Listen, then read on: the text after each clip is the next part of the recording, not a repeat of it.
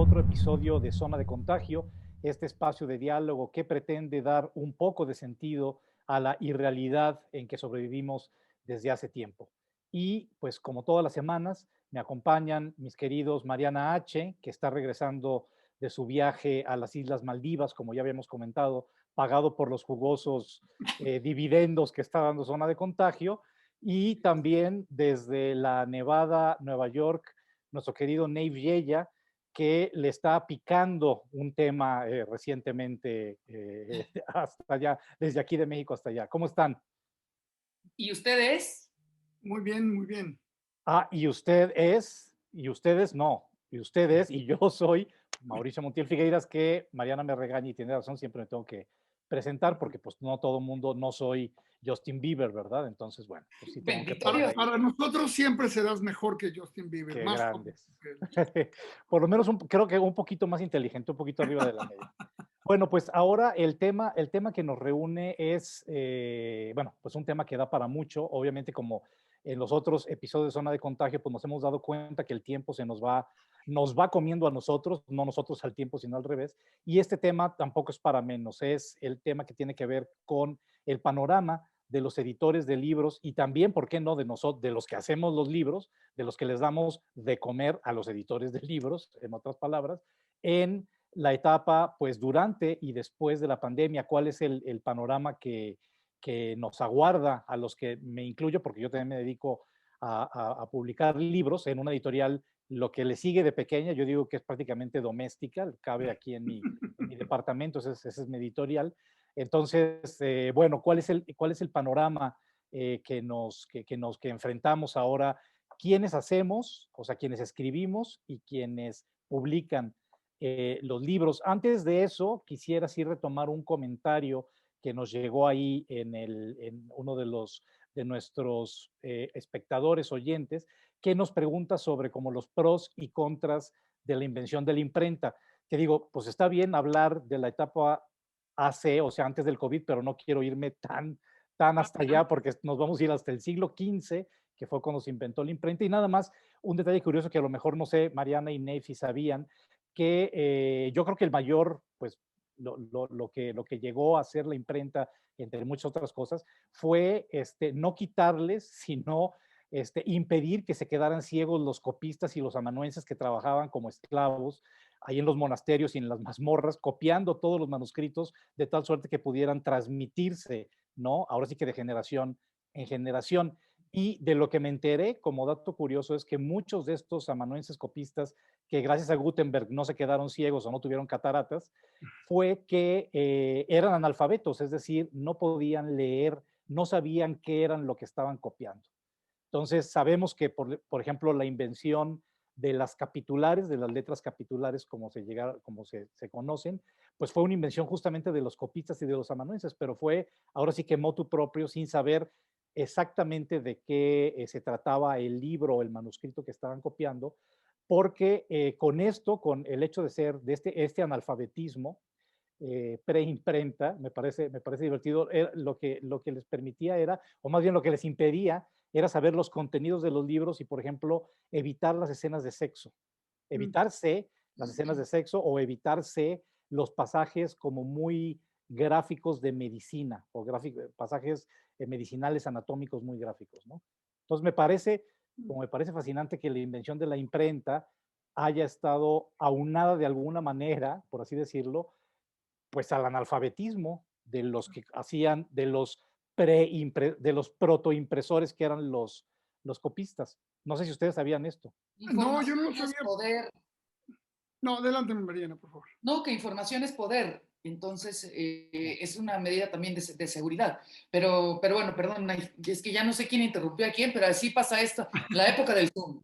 Así es, nos interrumpiremos mutuamente por el resto de esta transmisión. Pero fíjate, a mí lo que me parece muy importante mencionar, porque ese es mi campo, es que con la aparición de la imprenta, bueno, pues vino esta democratización de la lectura, esta aparición de la lectura, y lo fascinante es que primero se imprimieron Biblias y después pornografía. Y como ustedes Exacto. saben, ese es un tema muy cercano a mi experiencia vital. yo como pornografógrafo, he seguido el desarrollo de estas expresiones pornográficas desde la imprenta hasta acá. Es decir, antes de la imprenta no podemos hablar de pornografía, podemos hablar de otras cosas sexuales, pero con la imprenta aparece la pornografía como un producto comercial, cultural, que se distribuye masivamente. Oigan, sugiero muy pronto hablar de pornografía y que nuestro invitado sea Neif. Borrego será nuestro otro conductor, pero Neif tiene que estar para hablar de este tema. Claro, yo preferiría, para ese futuro programa de pornografía, preferiría que nuestra invitada fuera Sasha Grey, pero a lo mejor es mucho pedir. Pero Sasha Grey, que por cierto, Neif y yo la conocimos y estábamos pues como perros de Pavlov en la feria, una feria del libro de Guadalajara, cuando ella fue a promover su novela más reciente, que creo que es la segunda parte de una trilogía que está trabajando, ¿no? Que presentó Julio Patán para envidia de ustedes. Allá en la FIL Guadalajara lo presentó Alejandro Rosas.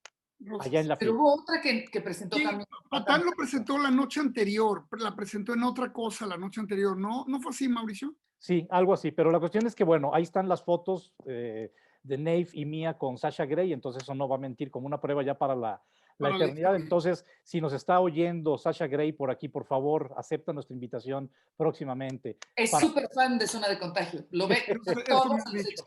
Pero bueno, ese no es el tema de hoy. No se pierda ni modo, ese tema será para otra zona de contagio. Ahora vamos a hablar entonces del panorama, ya estamos hablando de la imprenta, de cómo lo acaba de decir bien Neif, se democratizó la lectura a partir de la invención de la imprenta. Antes, efectivamente, la lectura estaba como ceñida o circunscrita a ciertos círculos que tenían acceso a las bibliotecas de los monasterios o a las bibliotecas en general, pero no a todo el público. Y a partir de que Gutenberg llegó con este inventito, pues ya, ahora sí, toda la gente pudo acceder a los libros a los que antes no tenía acceso. Y ahora me hago un fast forward hasta la época actual.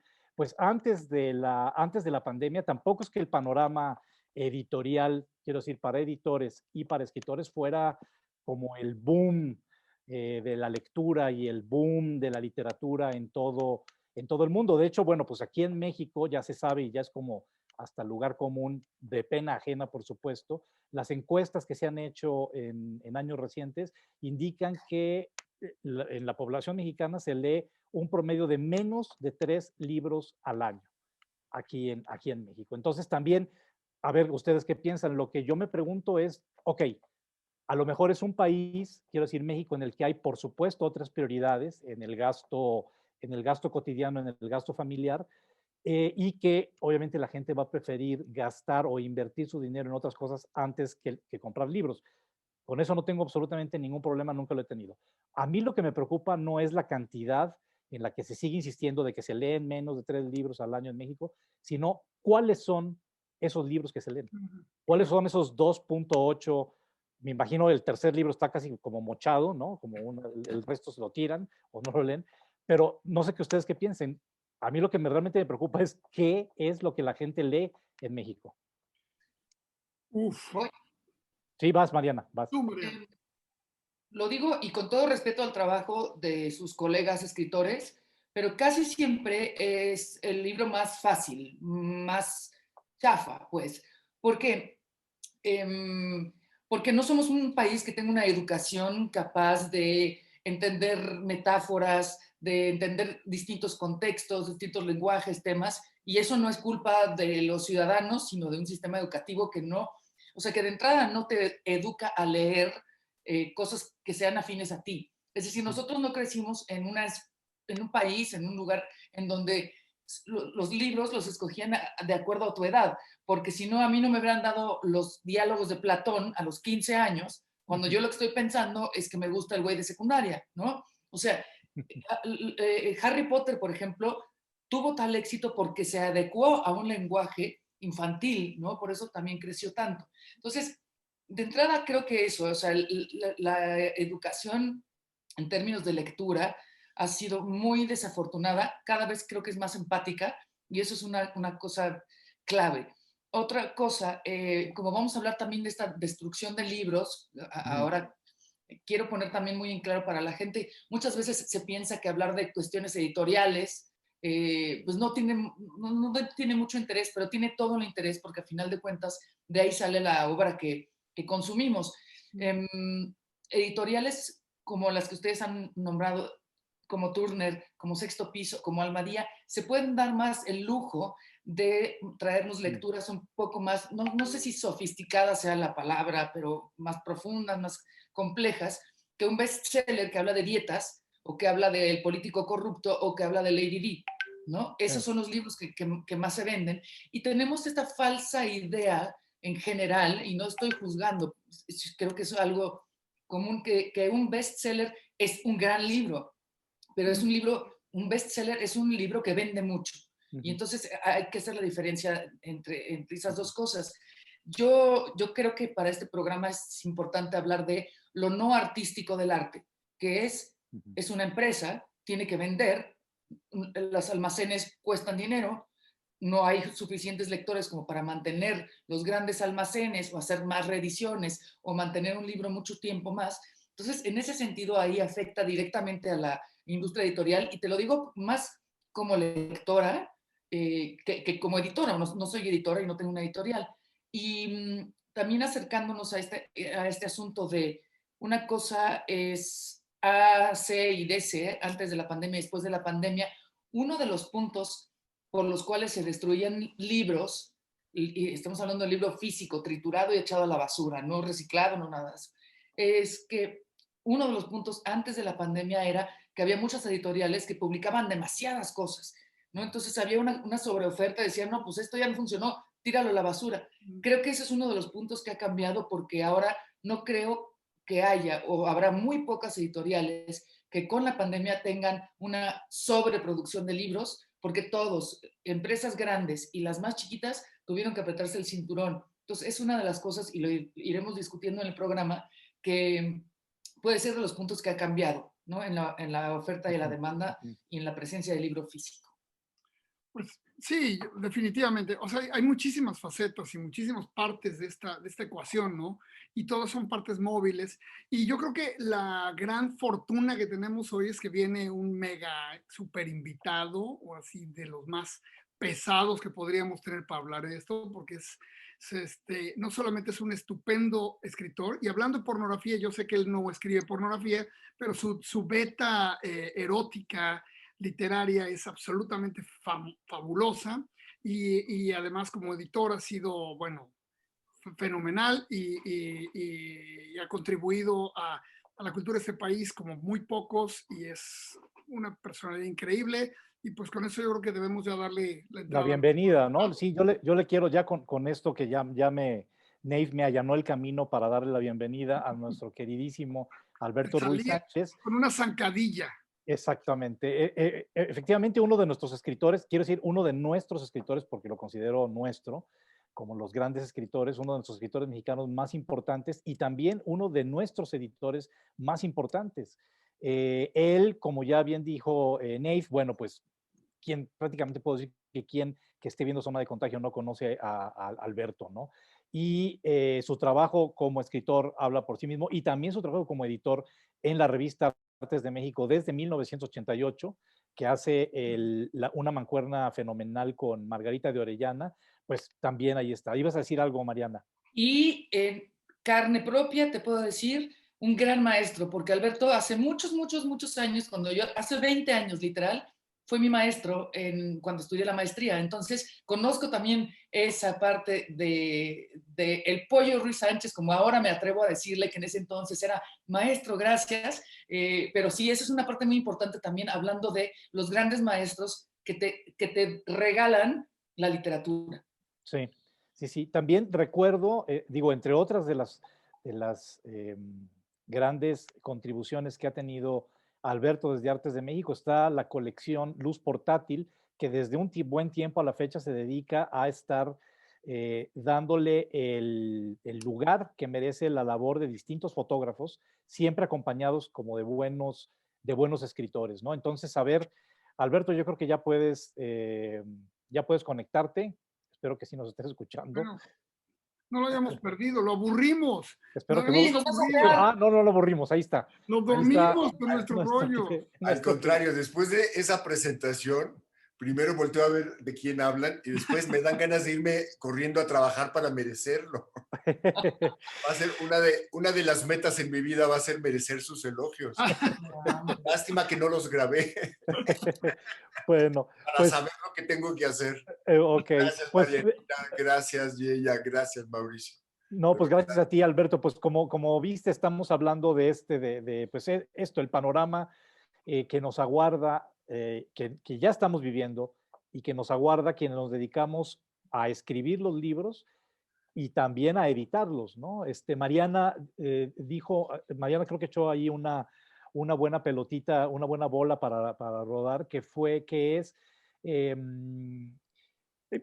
como, claro, los editores pues son empresarios, ¿no? Bueno, los editores menos yo, que no, yo no soy empresario porque no creo que jamás vaya a ganar un peso con la editorial, pero lo hago como realmente como algo que quiero hacer antes de morirme, que era editar los libros que a mí me gusten, pero gente como tú, Alberto, que sí tiene ya pues muchos años en esto y que sí tiene una empresa editorial en forma, pues lo que me decía Mariana me parece importante como retomarlo, ¿no? Que como empresarios, pues tienes que publicar las cosas que se puedan vender, que puedan tener una mayor salida hacia el público, ¿no? Sin embargo, pues sabemos que editores también elegantes, exquisitos como tú y como Maggie, pues también se dedican a publicar los libros y las revistas y las ediciones que a ustedes les gustan, ¿no? Que a ustedes los hacen felices. Pues, bueno, déjame decirte que yo creo que todo aquel que hace un libro, además de los vanity books, porque claro, están de moda, ¿no?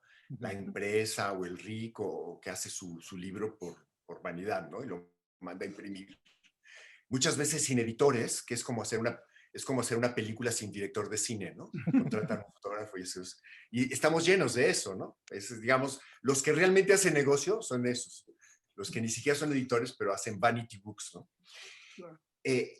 Pero yo propondría que en el medio editorial, con mucha frecuencia, no siempre, nosotros retomamos el sentido de la palabra empresa que se usaba en las novelas de caballería. ¿Ves? Cuando los personajes principales de la novela iban a la búsqueda del grial, del objeto sagrado, o a rescatar a la princesa, tenían una empresa. ¿Ves? Y entonces la palabra empresa es esta búsqueda de algo que los demás consideran imposible, pero que gracias a el azar aunado con la tenacidad, con alguna cualidad que a veces el héroe mismo no sabe que tiene, pues lo logra, ¿no? Y hace libros, y hace una empresa editorial, ¿no? Y por ahí yo te quiero decir que todo lo que se llama editorial no es lo mismo. No es lo mismo. Ni siquiera las grandes son lo mismo. Los dos grandes consorcios, Planeta, ni siquiera ellos son lo mismo. Cada editorial está marcada por una cosa que es muy importante, hablando de productos y de venta, puesto que tú lo mencionaste. El libro es la única industria que, a la vez de ser completamente artesanal, cada modelo que vende es completamente diferente. Es como si tú te imaginaras una marca de coches, que cada coche es distinto, ¿no? Y entonces eso cambia todo. O sea, la invención de la certeza de publicar algo que se vende, en realidad existe, es un hilo que se rompe a cada parpadeo. Porque si no, ya estaríamos llenos de editores muy ricos que tendrían la fórmula para hacerlo. Y muchos creen, ¿no? Y muchas veces hay anécdotas de cómo la fórmula es exactamente lo equivocado. Acuérdate que a Harry Potter no lo querían publicar con ese título porque le decían que los libros que tenían nombre de una persona en el título no se vendían. Pues porque alguien tenía esa experiencia, ¿no? Pero eso es como ley de vida, ¿no? Y entonces también tiene que ver con la facilidad de la lectura, ¿no? Porque yo creo que hay muchas cosas que se nos ponen en el camino para que la lectura sea difícil. Puede ser, por ejemplo, cuando hablas de los clásicos o de la literatura antigua, puede ser desde una muy mala traducción. Estamos inundados de malas traducciones. En España empieza a haber buenas traducciones desde hace muy poquitos años. Tú decías, un libro traducido en España era sinónimo de haber sido traducido por alguien, si era del inglés, que no sabía inglés, etc. Latinoamérica tenía una tradición de intelectuales mucho más vinculados a las lenguas y a las culturas, ¿no? Todo eso ha cambiado últimamente. Pero yo te diría, uno de los grandes problemas de la falta de lectura en México tiene muchas causas. Es como el suicidio, no hay una sola causa. Es como la pregunta clave: ¿por qué la gente libre ama ser esclavo de un tirano? ¿No? Esa es una pregunta clave. Otra de las preguntas es: ¿por qué no se lee? Y entonces hay que tomarla por ver qué se lee, ¿no? Y cuál es la oferta para que se lea. Yo te digo que hay dos polos muy importantes. Uno de ellos es que en México hemos tenido, o sea, se nos olvida que somos hijos, aquello que se llamó el partido único, etcétera. Tenía una ideología y eso impregnó todo. O sea, vivimos una demagogia como cultura oficial durante mucho tiempo. O sea, si tú piensas que hasta los 50 Ibargüengoitia hizo una novela que era diferente a la demagogia establecida, es como si te dijera que hasta los 60 hubo pintores que dejaron de hacer realismo socialista. Esa es nuestra cultura. Y ahora vivimos un regreso. Ahora todos los programas de lectura que te digan, les voy a soltar la biografía de la Benemérita de las Américas, ¿cómo se llama? La nueva mujer de la independencia, que ya le hicieron su horrible estatua en la Leona Vicario. Leona Vicario. O sea, tú me dices, ahora te voy a recetar la epístola de Leona Vicario o la cartilla moral de quienes nos gobiernan, pues sales corriendo. Tú dices, esto es leer, mejor no leo, ¿no? Wow. Y entonces todo se va a cosas que te suenan autoayuda, por ejemplo, pero es una experiencia que no todos los libros de autoayuda se venden. Ah, claro. Pero hay, ¿sabes? Una cosa maravillosa que se llama seres humanos y que tienen una cosa inesperada.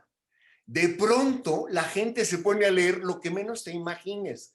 Por ejemplo, yo como ustedes, amantes de los libros, de la historia de los libros, todo eso, descubrí desde diciembre del año pasado este libro de Irene Vallejo que yo no dejo de recomendar, El infinito en un junco, que es un libro erudito y que yo hago esta comparación. ¿Sabes que yo cuando era medio hippie, yo no pedía autógrafos a los autores? La primera persona famosa a la que le pedí un autógrafo fue a Israel López Cachao. Incluso hice un viaje a Miami para ir a un concierto de él que me lo presentaran. Es el gran músico cubano, exiliado desde los 60, pero tocaba de músico de fondo, todavía no era famoso porque Andy García no había hecho la película sobre él. Y tocaba como músico de fondo como en los conciertos de Orlando González Esteva, del poeta cubano, que vivía de dar conciertos, ¿no? Y entonces yo le dije, por favor, preséntamelo, te lo suplico. Y entonces ya me lo presentó, compré el disco, me lo firmó y todo eso, ¿no? Y yo trataba de entender por qué despertaba en mí una cosa, como una cuerda profunda, más que otros músicos populares. Y es que, ¿sabes qué? Descubrí ahí, él me lo contó, que él tenía una formación clásica. Él era un genio de la Orquesta Filarmónica de La Habana. Tocaba con los grandes músicos, incluso con un banquito, porque era niño y no alcanzaba, y el instrumento es un instrumento grande, ¿no? Y entonces, después de eso, se iba a el baile popular. Piensa que antes no había disc jockeys. Se iba al baile popular en los 50s con la orquesta familiar y tenían que componer variantes de danzones para llamar la atención del público y siempre estaban en concurso con otra orquesta, ¿no? Entonces él pues compuso como 3000 danzones y hay una enorme disputa histórica si fue él o Pérez Prado el inventor de el mambo, que es un cambio de ritmo de la música básica del danzón. Y en realidad yo le pregunté también a él, a ver, venga, ¿cuál es la verdad? Y entonces él me dijo, yo inventé la aceleración del tiempo y Pérez Prado inventó las palabras. Wow. Y entonces dice, pues fuimos los dos porque una cosa sin otra no va. No va. Pero, ¿qué es lo que pasa con Irene Vallejo regresando? Ella es como Cachao. Tú la ves cuando ha discutido ha sido entrevistada por escritores. Tú notas cuando el escritor viene nada más del periodismo y es alguien que no estudia, aunque sea muy famoso escritor español o mexicano, si en la entrevista tú ves que no hay la sustancia de entender de qué está hablando. Porque esta mujer, Irene Vallejo, lo que hizo fue empezar a hablar de la aventura del libro desde antes de la imprenta. Cuando empezó a haber coleccionistas de libros que contrataban a tipos que eran, pues así, pillos, piratas, que fueran a robar y a comprar libros por todos lados para vendérselos a ellos, ¿no? Y allí empieza para ella la aventura y te va contando escenas. Y lo muy interesante es que te habla de vida cotidiana, de cómo leía ella o cómo leemos, te habla de películas, te habla, pues como estamos rodeados todos, nadie está rodeado nada más de lo que lee. O sea, me dicen, ¿qué influyó en tu libro? Pues influyó, pues que me caí en la escalera, que oí tal música, que vi tal película, que me divorcié, que me enamoré, o sea, en fin, todo eso. Ella cuenta la historia del libro hablando de todo eso. Y entonces logra una comunicación, siendo un libro terriblemente erudito, de la misma manera que el mambo yo te diría, a lo mejor el mambo no existiría si Cachao no hubiera tenido una formación de la música barroca. Impresionante. Mariana, querías acotar algo. Es que quiero decir algo rápido, no, ya sabes que no quiero robar palabras, pero justo lo que está diciendo Alberto es bien importante. Y ahora que mencionaste la palabra barroca, me vino a la mente algo y tiene que ver con conoce a tu lector. A tu lector me refiero no al que tú como escritor, sino yo que soy, digamos, de alguna manera promotora de la lectura en mis programas de radio, en tele o en la FIL, todo eso. Conoce a tu lector, me refiero a la gente llega y me dice, oye, recomiéndame un buen libro. ¿Qué te gusta? Porque si te gustan los perros, hay libros. Si te gusta chupar, hay vinos. Si te gustan las patinetas, hay libros. Para todo hay un libro. Entonces, un buen libro no es un buen libro para todo el mundo. En ese sentido, sí es importante para mí decir, bueno, ¿qué te gusta? Sí. Dos, muy importante, hay campañas que han intentado de manera muy equivocada de fomentar la lectura y entonces te dice, diviértete leyendo o lee 20 minutos al día. 20 minutos, no es cardio, ¿no? O sea, leer no es cardio y el asesino fue, son 20 minutos, ya me voy a dormir. No. Dos, a ver, ¿quién se va a divertir leyendo el diario de Ana Frank? ¿Quién se va a divertir leyendo a esta chica muy joven que me encantó, a Laída Ventura, que trae un libro durísimo, que es muy bueno, el que ganó el Mauricio Achar? Entonces, es estas ideas de que tienes que gozar, tampoco es porno, Neif, ¿no? O sea, no tienes que ni gozar, ni divertirte, ni hacerlo 20 minutos. Y tres, regresando al barroco, conoce a tu lector, me refiero a si ya tienes a alguien que te interesó, haz una pequeña radiografía. Yo cuando empecé a leer, mi mamá acertadamente me dio Momo de Mijael Ende y bueno, yo me superclavé, pero entonces mi mamá le dije, oye, quiero seguir leyendo. Y entonces mi mamá, con esa falta de empatía o de este puente de leer a la otra persona, me dio a leer el concierto barroco de Alejo Carpentier a los 9 años. No, pues no. Entonces, no, eso es bien importante porque esa decisión del primero o segundo libro es lo que va a hacer que alguien se haga lector o que diga, ¿qué es esta mierda? Yo mejor me voy a otro lado. Sí, vamos, fíjate que yo quiero retomar ahora con Alberto algo, lo que está diciendo Mariana da para un tema, para otra zona de contagio que es Sí, sí. justamente la promoción. No, me parece muy importante hablar de esto, la promoción de la lectura, cómo vas a orientar a la gente para que lea, cómo vas a acercarlos a los libros en vez, también ya Alberto decía, en vez de esta cosa demagógica que estamos viviendo, que hemos vivido en México y seguimos viviendo en México, y por lo que veo al parecer vamos a seguir viviendo en México, que efectivamente aleja a los lectores potenciales, ¿no? Desalienta al lector potencial. Algo que yo recuerdo muchísimo, bueno, pues también como tú dices que te dieron a leer Concierto Barroco de Carpentier, bueno, cuando tenías 9 años, cuando eras una niña, pues yo recuerdo también que me intentaron, una maestra de la secundaria, intentó darnos a leer La Divina Comedia de Dante, pues obviamente todos No fuimos mames, perdón, pero... no.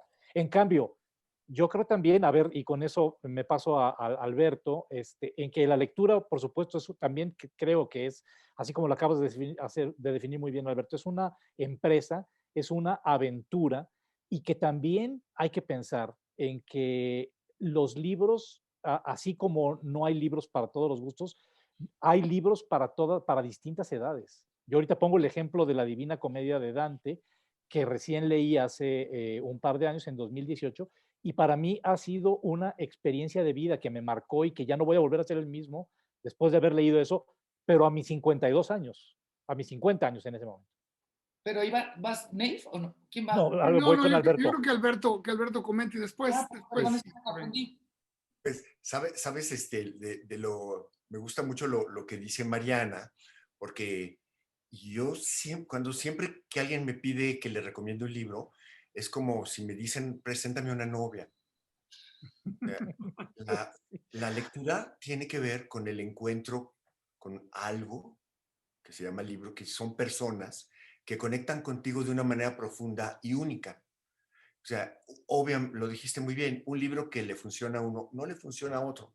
Pues, ¿por qué? De la misma manera, te voy a presentar a fulanita, es guapa, inteligente, tiene muy arreglados sus cajones, etcétera, ¿no? Y entonces, claro, me cae gordísima, ¿no? O la belleza estereotípica, o no sé, los libros son eso. Yo digo, la gente que no ha encontrado el poema, los libros que le dan sentido a una dimensión o a un momento de tu vida, es como alguien que nunca se ha enamorado. Es decir, la lectura no es una transmisión de contenidos cultos, es una dimensión humana. La lectura tiene que ver con facultades humanas como la libertad. Es decir, puedes no conocerla, puedes no ejercerla, puedes desear no tenerla, pero es una dimensión humana, que es como si no usaras una parte del cuerpo si no encuentras, pero no es nada más leer, ¿no? En todas estas campañas que tú mencionas, obviamente, alguien que te diga, lee 20 minutos, pues solamente la puede hacer un publicista que nunca ha leído. Claro. Y volverse hablar de ella un deportista que no lee, ¿no? Entonces, todas esas campañas las hace gente que no lee, ¿no? Porque leer es una experiencia única, distinta y diferente para cada uno, ¿no? Y lo que yo sí estoy completamente en contra, y creo que un editor debe hacer, es tener la voluntad de ofrecerle a los otros algo que no está a la mano, ¿ves?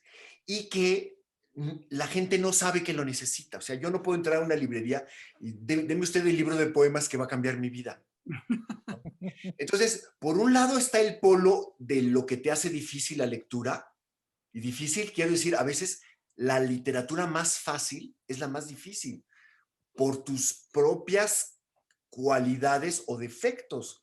Por ejemplo, yo no soy muy buen lector de novela policíaca, que hay maravillosas, porque de niño yo crecí en un medio donde toda la familia habla mucho y todos contábamos la misma historia, pero cada quien la contaba distinto. Y aparte somos así un poco como chismosos. Entonces, cuando empiezo a leer una novela o una película policíaca, inmediatamente desarrollo las 2 o 3 hipótesis de cómo va a terminar. Y entonces, lo que me interesa es cómo va evolucionando. Me interesa el camino, no las metas. Entonces, ¿qué hace eso? Pues me jodí porque soy muy mal lector de novela policíaca. O sea, el suspenso no es el único aliciente, ¿no? Pero de ahí voy al otro polo.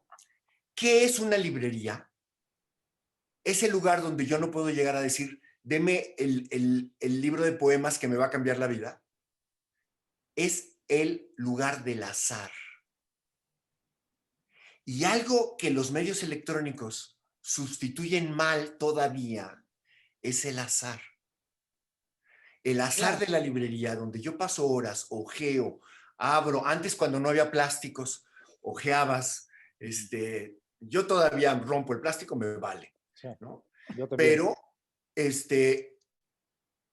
lo más valioso de una librería es que es el lugar del azar. No. Y entonces, para que haya azar, eso es muy importante porque tiene que ver con el hecho de que el libro es una invención muy antigua y muy moderna al mismo tiempo. Es que tiene que haber un exceso de libros. Si no hay exceso en la producción de libros, no hay el cálculo de probabilidades del azar. ¿Por qué ha funcionado? ¿Por qué sigue existiendo el libro si se hacen libros de más?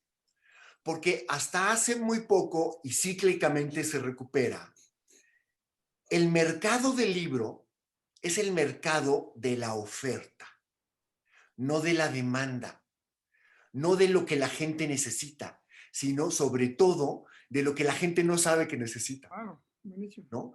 Y eso existe para los productos de una economía que los antropólogos llaman de potlatch, que es la economía del exceso. Y a nosotros en Artes de México nos importa mucho porque esto que te estoy contando es la clave para entender por qué existen las artesanías mexicanas y por qué existen las fiestas de pueblo. Que la gente moderna dice, ¿por qué gastas tanto en los 15 años de tu hija? O sea, yo he sido padrino de varios, ¿no? Pues porque va a tener 20 padrinos y esos 20 padrinos, de esos 5 van a ser la nueva familia extendida, que va a ser la red, el tejido social, que va a apoyar a esa niña a lo largo de la vida.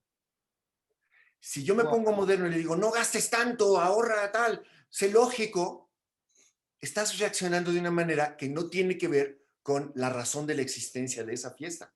Pero el Día de Muertos pertenece... El Día de Muertos el chiste no es hacer un altarcito bonito de colores y de que el río de la muerte y todas esas, no pendejadas, pero semiverdades. El Día de Muertos es un ritual de volver a hacer el tejido social. Entonces, digamos, yo como editor de Artes de México, digo, voy a hacer una cosa sobre el Día de Muertos. Entonces, si me pongo a ver lo que ya dijeron todos, no, pues tengo que ir a los pueblos y ver cómo se festeja aquí, qué sentido tiene, por qué la señora que era la dueña del pueblo de pronto le perdona la deuda. O sea, tienes que trabajar para dar un nuevo significado de las cosas que la gente cree que ya conoce. Y la gente dice, ¿por qué gastas tanto tiempo? Nadie lo va a leer. Y eureka, los humanos somos a veces imprevisibles, Sí. ¿no? Es decir, lo peor del humano es cuando queremos ser esclavos de un líder. Y lo mejor es cuando aceptas hacer algo que no sabías que ibas a hacer. Como es el amor, ¿no? El Y como deseo. es, claro, y como es, nos quedan unos cuantos minutos, pero Alberto, me gusta mucho tu idea de la librería como una especie de palacio del azar. Yo les cuento rápidamente, yo tengo un ritual bueno, ya no lo he podido hacer, no lo pude hacer el año pasado. Cada fin de año me iba o me voy a una librería a buscar azarosamente un autor que no haya leído, del que no sepa yo nada. Qué Ni bien. que haya tenido premios, ni nada, nada. Voy así en virgen, digamos, en seco, y solo, es decir, compro el libro que diga, este es el libro que necesito o que me late en este momento leer. Así, por ejemplo, para que se den una idea, descubrí a Roberto Bolaño. Ándale. Sin saber nada de Roberto Bolaño, o sea, quizá había oído hablar que Los Detectives Salvajes, porque creo que ya Roberto había ganado el premio Herralde antes obviamente del mega ultra boom de Roberto Bolaño. Entré un día a la Gandhi de Miguel Ángel de Quevedo, la que todos quisimos, la que ya desapareció, la que ya no existe. Y recuerdo muy bien que dije, a ver, y sobre la mesa, no de novedades, pero por ahí, a la vista, estaba, me acuerdo, no se me va a olvidar, Estrella Distante de Roberto Bolaño, ¿no? Entonces dije, bueno, pues a ver, bueno, ese libro me cambió la vida, me dio a conocer a un escritor que ahora ya es un clásico contemporáneo, un clásico, iba a decir contemporáneo, no, un clásico de las letras latinoamericanas modernas, y que con el tiempo, con el azar también, ese azar que también encontramos en las librerías, se volvería un buen amigo mío, o sea, una persona cercana, una persona inclusive con la que todavía sueño. Tengo sueños de repente muy vívidos con Roberto, pese a que no lo traté mucho. Pero bueno, a lo que voy, quizá, Nave, tú quisieras decir algo como para Sí, cerrar ya con sí. Tengo Alberto. varias cosas que se me comen, me comen las palabras.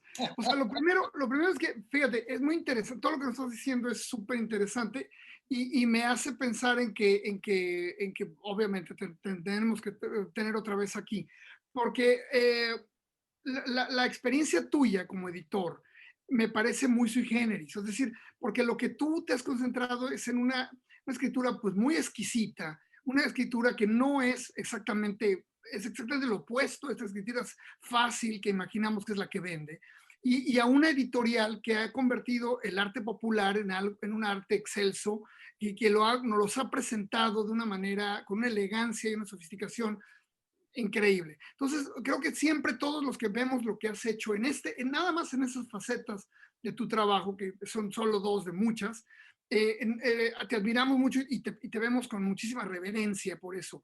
Pero además, estamos en un momento de parálisis cultural, en una parálisis que no nos deja ir para atrás ni para adelante, estamos metidos en un agujero negro, no pudiendo imaginar cómo va a ser el futuro y sabiendo que no podemos regresar al pasado.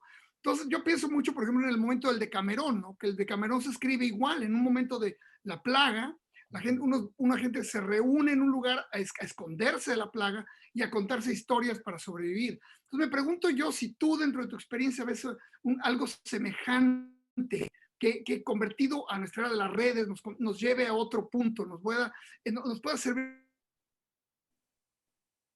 importante. Y nada más eso es una. Y la otra cosa, tú dijiste, y Mauricio también dijeron lo del elemento del azar, ¿no? Y cómo es interesante que el azar de la librería ha sido sustituido por el algoritmo de la red. Entonces, azar contra algoritmo, que podría parecer que tienen que ver, son completamente fenómenos muy diferentes. Y y nada, me parece fascinante lo que has dicho, que cada libro es un prototipo, cada libro es único, irrepetible, a pesar de que lo traten de copiar 1000 veces, y por tanto tenemos unas empresas que generan cientos de millones de cosas totalmente diferentes. Pero bueno, te dejo que tú acabes de contarnos Exacto, antes ya para del cerrar tiempo. la pinza. Chingo. Por supuesto que la situación del Decamerón, llevando la idea al extremo, es, yo creo, la situación de todo el que escribe. Un autor, tú, Mauricio, Mariana, ya, tú te encierras en una soledad habitada. Entonces, en realidad, algo maravilloso del Camerón, y ahora es evidente, no es solo que hizo la crónica de un momento de peste como el que vivimos ahora, sino que habla de una dimensión humana que está en el inmenso placer de escuchar y contar historias, que se hace con todos los fantasmas que habitan en nuestra cabeza. Una biblioteca es poseída o dentro de tu cabeza, es eso, ¿no?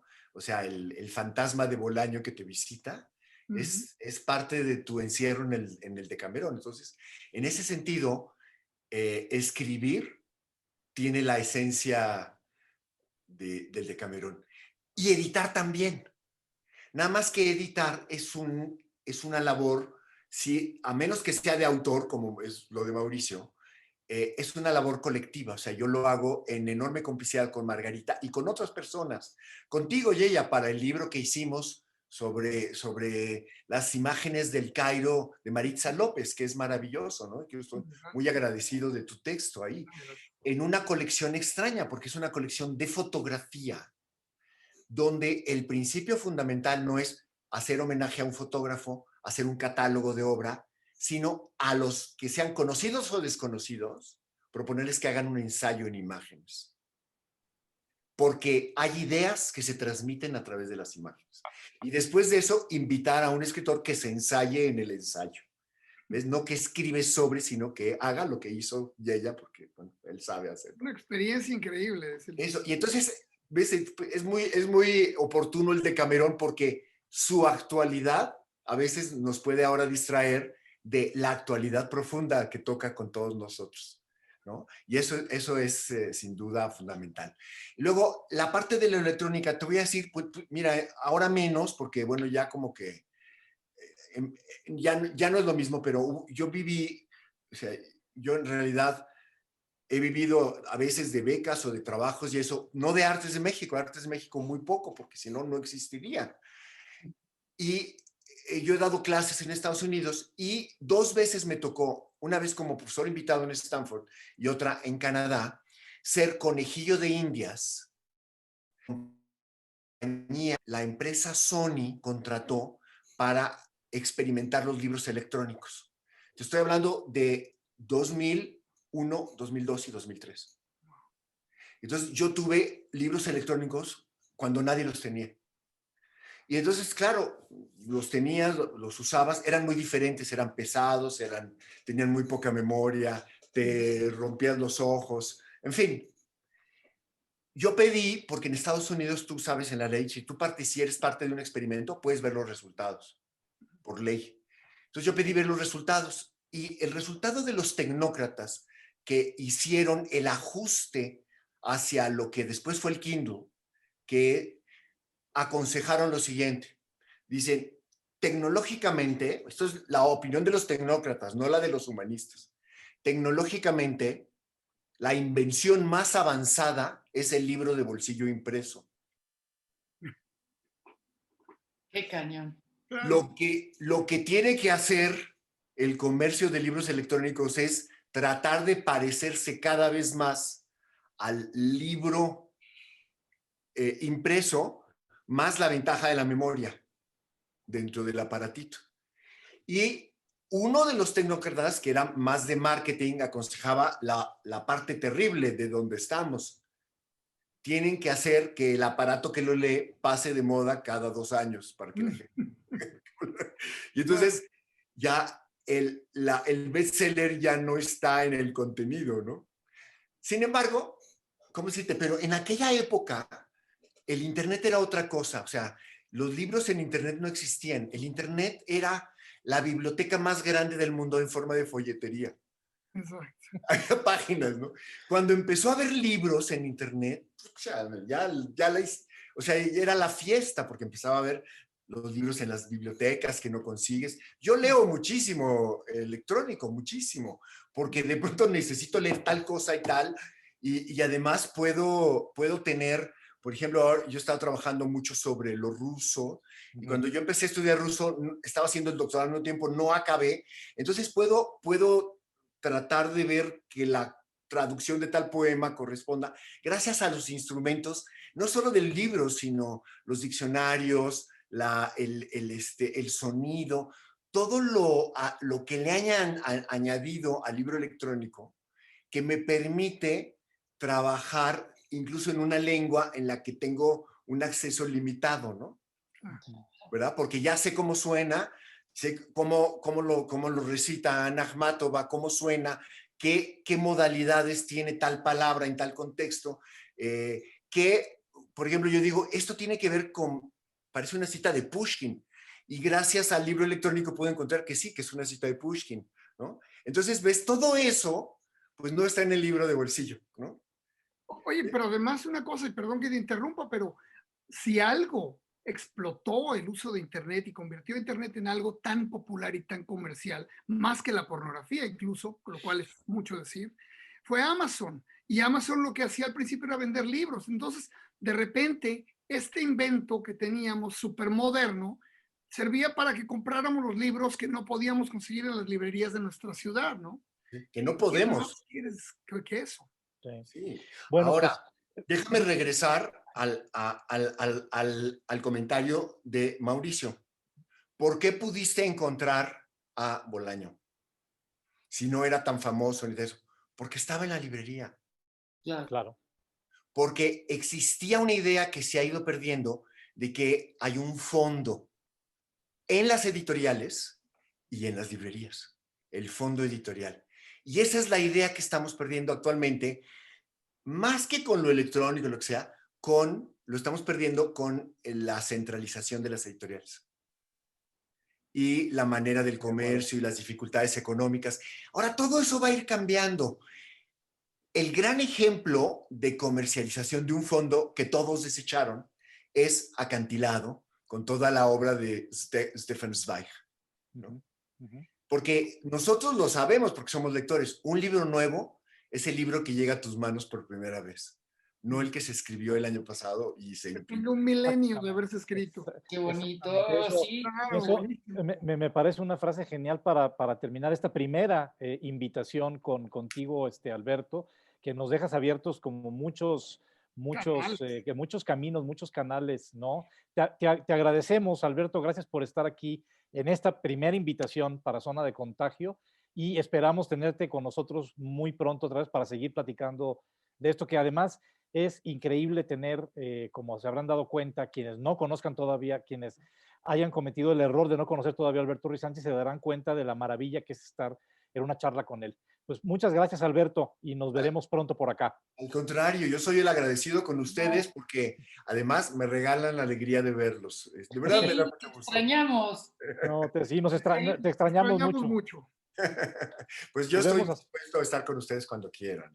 Perfecto. Pues nos veremos pronto. Hasta la próxima, querido Alberto. Besos. Bye, bye. Chao. Chao.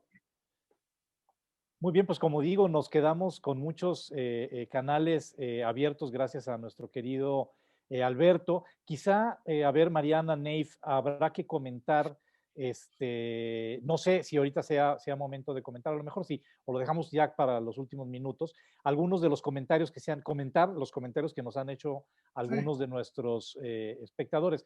Pero antes de eso, antes de esos comentarios, sí quisiera traer, y ya para los últimos minutos de este episodio de Zona de Contagio, el tema de, Alberto nos habló muy bien de cómo, del respeto y del cariño que obviamente le tiene al libro y que debemos tenerle todos nosotros al libro también como objeto, y cómo conforme estas editoriales o distintos grupos editoriales, distintos sellos, se han ido aglutinando bajo un mismo paraguas empresarial, ahí sí con todo lo peyorativo que puede sonar eso, lo empresarial, pues se ha perdido la noción, el respeto, ahora sí que se ha perdido el respeto al libro. Y tú, mi querido Nate, pues estás pasando por una experiencia, o sea, me está dando risa de nervios, no risa porque me estoy burlando de tu situación, me está dando risa de nervios de que es increíble que uno de estos grandes grupos editoriales que ya son como los Walmarts, ¿no? Ya saben que en la Feria Internacional del Libro de Guadalajara, yo digo que va a haber un momento en el que nada más va a haber como Walmart contra Chedraui, ¿no? Y ahí va, ni modo, ahí vamos a tener que entrar y así. Entonces, pues platícanos así rápidamente, Neif, ¿qué pasa por tu cabeza y por tu corazón? Pues, rapidísimo, mira, el asunto es esto. Básicamente se reimprimieron 2 novelas mías de hace muchos años, en el 2019. Entonces la novela sale en 2019, más o menos como a mediados, si no me equivoco. Es decir, que para el marzo del 2020, pues ya no había librerías, no había canales para vender. El libro, como era una reimpresión en bolsillo, no tiene ninguna promoción, no tiene ninguna prensa, no tiene ninguna promoción de nada. O sea, simplemente fue echado a algunas librerías, las que les interesaba, que no son demasiadas. Y de repente, la semana pasada, me parece, o la pasada, le avisan a mi agente, bueno, ya este libro ya se va a picar porque no se vendió, ¿no? Ya va a ser triturado porque no se vendió, porque ocupa demasiado lugar en las bodegas. Y entonces toda la lógica se entiende, es decir, sí, las editoriales manejan enormes, como dice bien Alberto, hay que tener un exceso de oferta para que en ese exceso puedas capturar lectores. Y bueno, no hay exceso de bodegas. O sea, la bodega así tipo como lo de Spielberg, de esta, donde ¿cómo se llama? El Vellocino de Oro. Donde, esta bodega inmensa donde van a poner Ay, la película No, Spielberg. no, el Bayocino de Oro, no, es el Arca de la Alianza. ¡Oh, el Arca de la Alianza! Exacto. Por ahí voy, por ahí va. Sí, por El ahí Arca va. de la Alianza. Cuando ya van a ponerlo ahí, van por estos pasillos infinitos, Sí, pues no, las claro. bodegas no son así, lamentablemente no son así. Entonces hay que deshacerse de cosas. Lo que era muy chocante desde mi punto de vista era pues que la oportunidad de este libro en particular, que da igual, podría ser cualquier libro, pues fue tan poca, ¿no? Porque hubo una pandemia, porque las librerías estuvieron cerradas la gran parte del único año de vida que tuvo el libro. Entonces pasó de ser reimpreso a ser triturado. Entonces está muy bien porque lo que es interesante es esto, que ya somos algunos autores que ya podemos hablar no solo de los libros que tenemos impresos, sino de los libros que hemos triturado. Y algunos como yo, pronto tendremos más libros triturados que libros impresos, lo cual me va a dar un Ya gran... lo puedes poner, ya lo puedes poner en tu página de Wikipedia. Tiene, además de los libros, o sea, obra publicada y obra triturada. Obra publicada tanto, obra triturada, 16 novelas títulos y tal, y a ver. publicadas, 18 novelas trituradas. Oye, pero bueno, eso es, entonces fíjate, es interesante porque, bueno, yo lo posté en redes sociales y tuvo bastante respuesta, no masivo, no soy Justin Bieber tampoco. Entonces tuve ahí a 4 personas diciendo, uy, qué barbaridad. Y fue curioso porque yo no quería buscarme un pleito con Planeta, porque para bien o para mal, quizá más para mal, mis editores casi siempre son mis amigos. Incluso yo me considero un autor más de Alberto y lo considero también un amigo. Y así con todos, ¿no? Creo que tú, Mauricio, tienes lo mismo. No trabajamos con nuestros editores y con nuestras editoriales como trabajaríamos con el Walmart. Trabajamos con nuestros editores como trabajaríamos con nuestros cuates. Y por tanto, a veces entre los cuates, pues el abuso y el maltrato es más cotidiano, más familiar, más de codazo y piquete de ombligo. Sí, sí. Bueno, no sé, Mariana, si tú quieras agregar algo No, quiero nada más preguntarle ¿cómo bueno, se llama el libro este que trituraron? Porque a lo mejor sí se puede encontrar en electrónico o a lo mejor podemos encontrar las hebras y armarlo nosotros como una especie de performance de arte conceptual. Sí, de hecho yo creo que el libro va a ser mucho más valioso como tiritas y que cada quien lo arme como el estilo William Burroughs, que lo haga como cut-up y quedará seguramente algo mejor de lo que yo escribí. Pero bueno, el libro se llamaba, son mi novela 2 y mi novela 3 que se llamaban Camino a casa y La verdad de la vida en Marte, que son novelas adolescentes totalmente.